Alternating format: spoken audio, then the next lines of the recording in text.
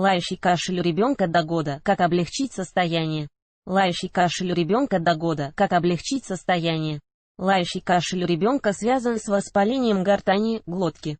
Оно вызывается рядом причин, выступает следствием как действия вирусов, так и начавшейся аллергии. Если вовремя не отреагировать, дыхание малыша нарушится. Нужно знать, как облегчить его состояние и понимать, какие симптомы требуют немедленного вызова скорой помощи. Ребенок. Отличительные черты лающего кашля. Если у ребенка сухой и грубый кашель, он звучит как гавканье собаки, его называют лающим. Голос малыша при этом меняется, ребенок начинает хрипеть, сипеть. Кашель не приносит ему облегчения, малыш словно захлебывается. Он испытывает боль, у крохи першит в горле, неприятные ощущения беспокоят и в груди. Во время приступа его рот широко открыт, обычно при кашле он высовывает язык. Из-за нехватки воздуха синеет кожа, бледнеют слизистые. Причины возникновения. Лающий кашель у детей появляется при воспалении, поражающем горло и глотку. Обычно это реакция на распространение инфекции как бактериального, так и вирусного характера, а также симптом аллергии.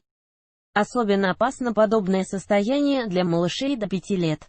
Их гортань и так достаточно узкая, поэтому даже незначительный отек приводит к заметному снижению просвета, значит, затруднение дыхания. Симптомом каких заболеваний является лающий кашель появляется при следующих заболеваниях. Ларингит. Поражается слизистая гортани. Болезнь провоцирует не только вирусы и бактерии, но и переохлаждение и перегрев, длительное нахождение в запыленном помещении. Даже дыхание через рот, особенно если воздух сухой, может привести к воспалению. Если у ребенка начинается насморк, нужно побеспокоиться о дополнительном увлажнении помещения слизистых, чтобы не спровоцировать осложнения. Нос малыша должен дышать, задача родителей – снять заложенность, фарингит или воспаление глотки. Кроме инфекции, к нему приводит вдыхание горячего и холодного воздуха, химических веществ, также травмы, например, после извлечения инородного тела. Горло становится красным, иногда на нем появляются небольшие язвочки. Ребенку больно глотать, кашель мучительный и сухой, инфекции такие как скарлатина, корь. Опасны не сами симптомы, а осложнения, к которым заболевания могут привести. Если у малыша повышается температура, на теле появляется сыпь, нужно обратиться к врачу. Коклюш. Кашель одолевает ребенка на протяжении нескольких месяцев. Когда приступ заканчивается, на выдохе можно услышать свист. Справиться с коклюшем проблематично даже после начала лечения, грипп, ОРВИ, дифтерия. Если бактерии вовремя не остановить, на горле появляется светлый налет, который нарушает дыхание, провоцируя отек, что и приводит к лающему кашлю. Подобное состояние называется истинный круп, ложный, обычно вызывает вирусные заболевания. При нем пленка не образуется, но просвет гортани заметно сужается из-за отека. В результате малыш тяжело дышит, ему не хватает воздуха. Чтобы не допустить удушья, нужно вызвать скорую помощь. Лающий кашель хорошо, если через несколько дней кашель становится влажным. Когда начинает отходить мокрота, ребенок поправляется. Чтобы вылечить сухой кашель, нужно смягчить его, сделать продуктивным. Помогут в этом лекарства, назначенные врачом, и обильное питье. Чем опасно состояние? Лающий кашель появляется, когда с дыханием возникают проблемы. Из-за узкого просвета, сопровождающего отек горла, глотки и голосовых связок, появляются свистящие звуки, голос становится хриплым. Ребенок судорожно вдыхает, выдох делает с трудом. Действовать нужно быстро, если синеет кожа в области носа губного треугольника. Осложнения и последствия: если крохи, мучающемуся от лающего кашля, вовремя не помочь, отек приведет к тому, что щель начнет сужаться. Малышу не будет хватать воздуха. Из-за этого он может потерять сознание. Нехватка кислорода нарушает работу организма, что приводит к непоправимым последствиям. Обратите внимание, лучше не доводить до обморока при возникновении одышки, появлении хриплого голоса, вызвать врача или скорую. Сильное воспаление может привести к удушью. Лающий кашель способен довести до астмы. Болезнь приобретет хронический характер, и малыш будет периодически страдать от приступов. Экстренная помощь при приступе. Когда у ребенка начинается кашель, напоминающий лай собаки, нельзя паниковать. Малыша нужно успокоить, особенно если он плачет. Нервничать не стоит и родителям, ведь дети чувствуют настроение близких и не могут расслабиться. Стресс и волнение только усугубляют состояние, усиливая приступ. Нужно постараться сделать так, чтобы Кроха дышал размеренно. Мама успокаивает ребенка, что делать в домашних условиях. Лающий кашель может быть у ребенка без температуры или сопровождаться ее повышением.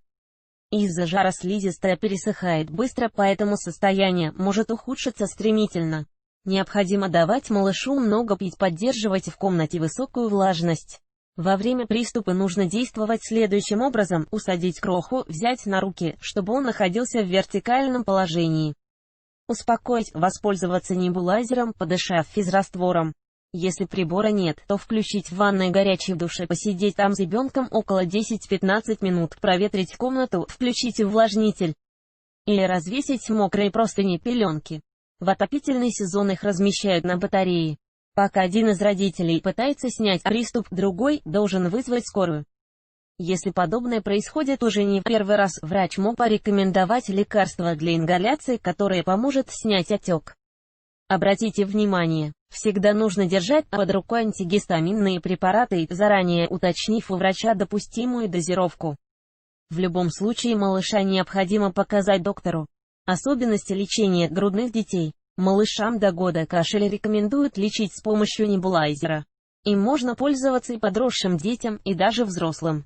Физраствором допускается дышать без назначения врача, вреда он не принесет. Главное, чтобы у Крохи не было температуры. Ребенок дышит небулайзером, что лучше дать ребенку при лающем кашле, скажет только педиатр, оценив тяжесть заболевания и рассчитав дозировку средства. Лекарство в небулайзере дробится и в виде капель оседает на слизистой. Так оно начинает действовать моментально, снимая приступ или помогая Крохе откашляться. Детский доктор Комаровский рекомендует при первых появлениях простуды, першения в горле создать для малыша комфортные условия, если этого не было сделано раньше, периодически проветривать комнату, не допуская, чтобы ребенок находился на сквозняке, обильно поить малыша, неважно, компот это будет или вода. Годовалому ребенку можно дать теплого молока, если он с ним уже знаком поддерживать высокую влажность в комнате, гулять с Крохой. Если у него температуры и состояние не ухудшается.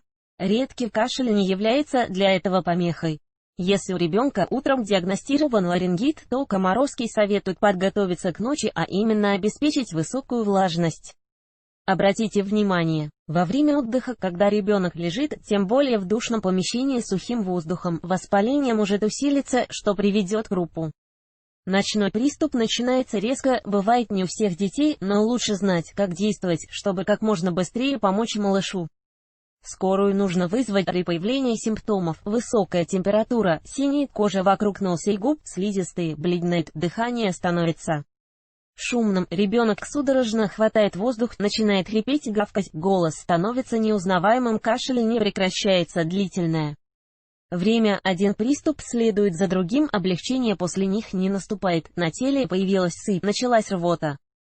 Самолечением грудного ребенка заниматься опасно, даже если подобные симптомы появлялись раньше. Новорожденных советуют наблюдать в условиях стационара. Народные методы должны сопровождать основное лечение, а не быть его основой. Применять их можно только после консультации с врачом. Ребенок у врача профилактика лающего кашля. Избавиться от кашля намного сложнее, чем предотвратить его. Чтобы не допустить его появления, нужно укреплять иммунитет ребенка. Для этого необходимо ежедневно гулять минимум по 2 часа, одевать Кроху, ориентируясь на погодные условия. Правильное питание обеспечит малыша силами, а режим и здоровый сон помогут ему быстрее восполнять энергию. В комнате ребенка необходимо поддерживать температуру не выше 22 градусов и влажность 50-70%. Обязательно проветривать помещение, обеспечивать доступ свежего воздуха и своевременно избавляться от пыли. Рекомендую дополнительно увлажнять слизистую, капая солевые растворы в нос младенца. Для профилактики можно делать это 1-2 раза в день. Только врач сможет сказать, почему ребенок гавкает как собака и шумно дышит. Иногда приступ возникает внезапно, малыш начинает кашлять ночью, при дыхании слышен свист. Задача родителей – не растеряться, действовать спокойно и уверенно, ожидая приезда скорой помощи. Видео